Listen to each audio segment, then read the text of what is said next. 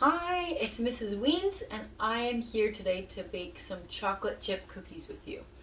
Chocolate chip cookies are one of our favorite kinds to eat, and we make them almost every week, I think, and often we'll even store some in the freezer so that we can just throw them in the oven whenever we want. So I thought that I would share the recipe with you. We use lots of different ones, but I thought I'd pick one that's a little bit easier to follow and something that you can do maybe with an adult to help you. So today we're going to start with the recipe from our Chipits. Now you can find the one online, which is the one that I sent you, or a lot of the time on the Chipits bags they'll also have a recipe that's almost the same but just slightly different. So I've tried to gather all my things in my small kitchen here, and hopefully you can follow along and have some fun. Feel free to pause it in between parts if it takes a little bit longer for you to do what I'm asking. And actually what you should do at the very beginning is we're going to set our oven to 375 so that way it will heat up by the time we're done. So let's do that now. So it's at 375 degrees Fahrenheit, and that way when we're done doing all of our mixing, it will be ready to go.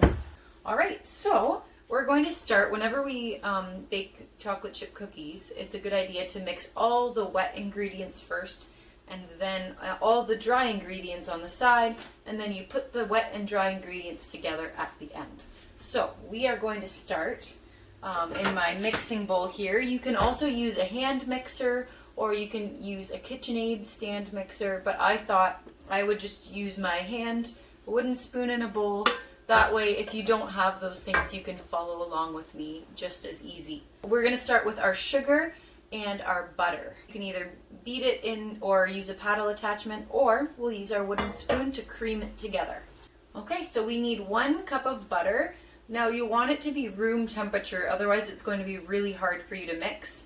You can also use margarine or a shortening if you are trying to stay away from butter or dairy.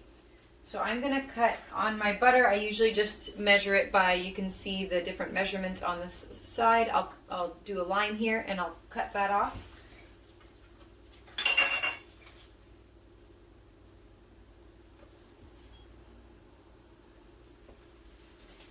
And then sometimes it's nice to just cut it into a couple pieces so that way it's a little bit easier to mix. Okay, so that's our butter. And then it calls for 3/4 cup of white sugar and 3/4 cup of packed brown sugar. So I only have a 1/4 cup measuring. I don't have one that just has 3/4 cups on it. And I'm going to do it 3 times because we need 3/4 cups. Now when you're packing brown sugar, that means you're not just scooping it, but you're actually pushing the sugar in and flattening it so that it's right around the top, and then you put it in. So that's 1.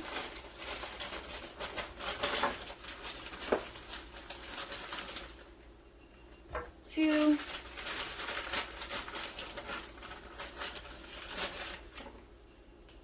And 3 of that one. And then I need 3/4 cup of my white sugar. 1, 2, 3. Alright, so I'm going to use my spoon or whatever you have for mixing, and I'm going to just mix it all together. And you can see how this would be really hard to do if the butter was cold, so you want that nice room temperature butter. And you want to mix it until it all comes together nicely, and they call it creaming it together because it eventually almost just looks nice and light and creamy.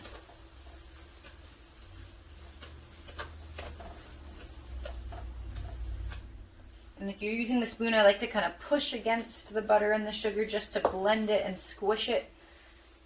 I'll do a bit of pushing and then a bit of stirring.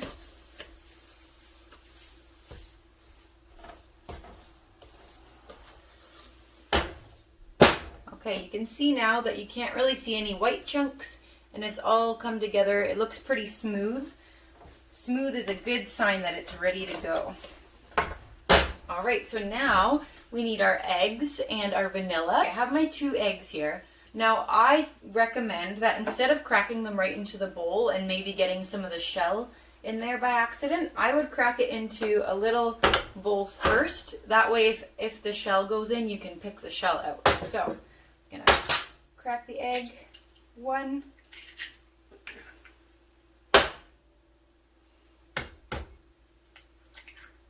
2.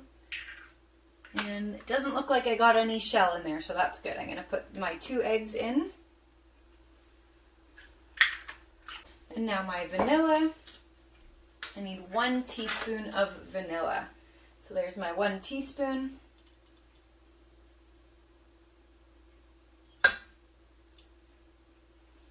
I'm going to mix those together now.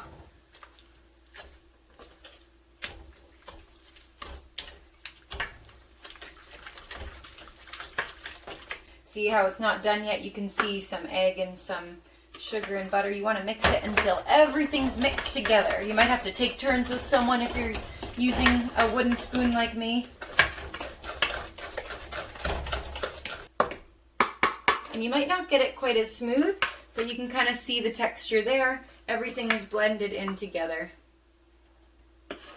Okay.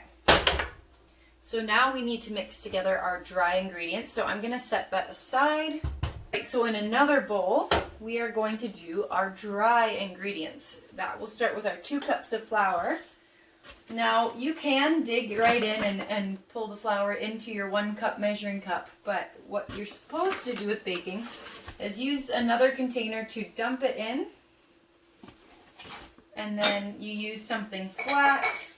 I'm just going to use my hand today to try and make it level to the top. So that's 1 cup, and we need 2 cups, so I'm going to do 1 more.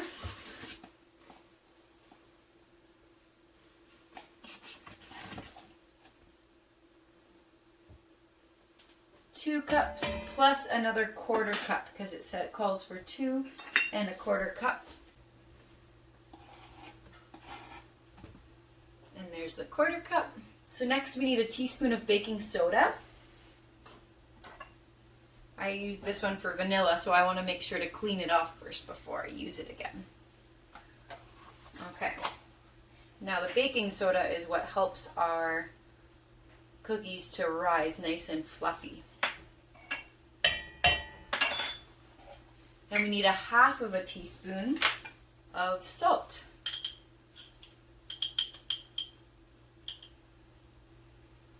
You just need to mix those together.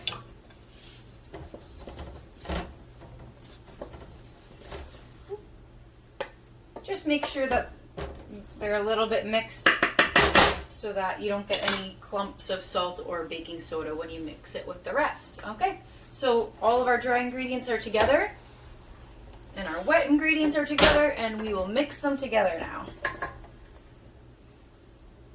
Sometimes I like to just start with a little bit at a time. And you have to kind of mix slow, especially if you're using a hand mixer or a stand mixer, because of the flour will go poof, and then you'll be all covered in it. So we're just going to use a nice slow mix and see how it's starting to come together. Most of the flour is gone already, so I'm going to add my next little bit. And I like to not add all of it right away, because you can wait and see if you, oh my goodness, Mrs. Wiens. I was mixing too fast.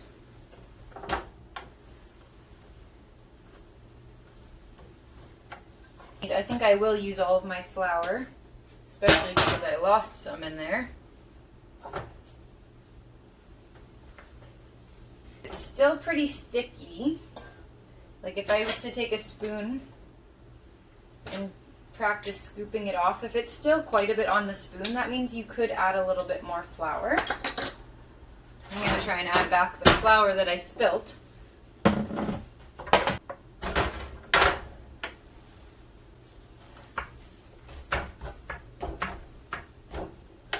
Now the part that most of you probably like the most is our chocolate chips. So we need 2 cups of that.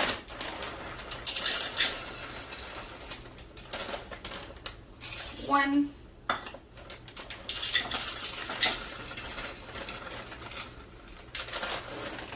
2, and if you don't have chocolate chips, or maybe you don't like them very much, or you want something a little bit healthier, you can take out the chocolate chips and you could add in some dried fruit like raisins or craisins, or you can add in nuts as well. But I really like my chocolate chips, so I'm going to stick with that today.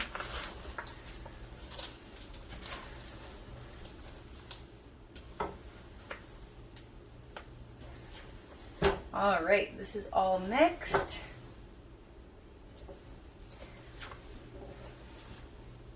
If you're finding that it is sticking a lot to your spoon, that means it's going to probably make a pretty flat cookie. Sometimes it's a good idea to actually let your dough rest, let it have a little nap for maybe about half an hour. You can even stick it in the fridge covered if you'd like. Make sure you cover it though. And then that will just make the dough hold together a little bit more. And sometimes it bakes a little bit nicer if you let it kind of rest for a little bit. So I'm going to do that. I'm going to let my dough rest for about 20 or 30 minutes, and then I'm going to put it in the oven. So I'll see you then. Okay, it's been about 20 minutes now, so I'm going to get my cookie dough out of the fridge.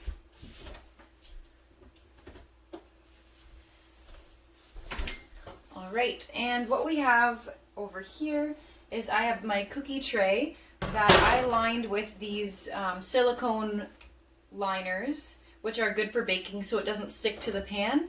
But if you don't have one of those, you can use parchment paper, or you can put some oil or butter on the pan to help your cookies not to stick. So what we're going to do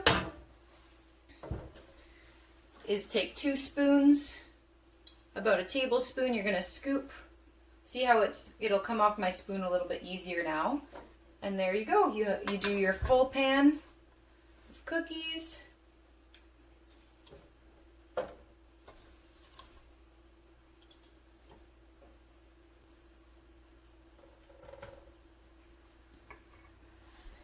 Now, if you're like my mom, she likes to make smaller cookies so that way when you ask for a second cookie, she can say yes. But I really like to make nice big cookies, so I made them a little bit bigger. But you can use a teaspoon if you'd like instead of the tablespoon.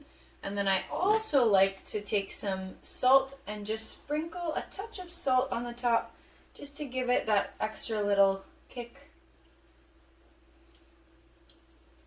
And as you can see, I have enough cookie dough to make another pan. So if that's too much for you, you can always ask your parents to help half the recipe.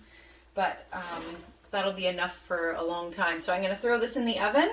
And I'm going to start by putting 8 minutes on the timer. I know it says 10 to 12, but I like to just kind of check it at 8 minutes. And we'll see what it looks like at that time. Alright, so that's 8 minutes. Let's take a look. You can see they still need a little while to go because they're totally white. So I'm going to put another 2 minutes on. Okay, that's another 2 minutes. Now you can kind of see that the edges are starting to get a little bit brown, but not on all of them. So I think I'm just going to do 1 more minute. You have to be very careful at this point or it will get too overdone.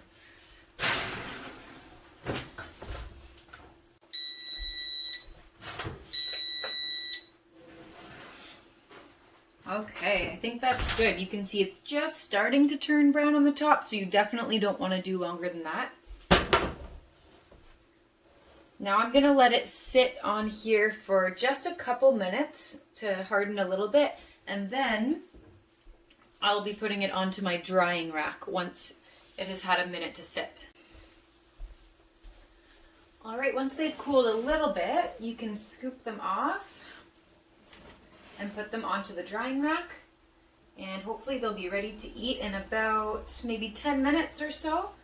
But I mean, I usually like to sneak 1 or 2 off the pan while they're still hot, so that can be your decision.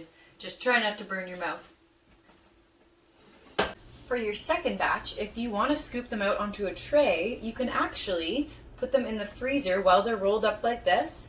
You put them in the freezer, And once they're frozen solid, then you take them out and you put them in a bag and they won't stick together. You can just pull them out of the freezer, put them on the pan and throw them right in the oven. They just take a little bit longer to bake. So that's another little hint for you.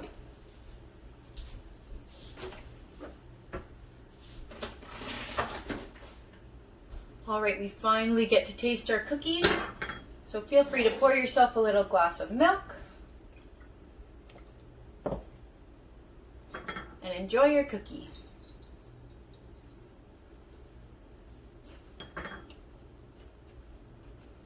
Actually, this is 2 thumbs up.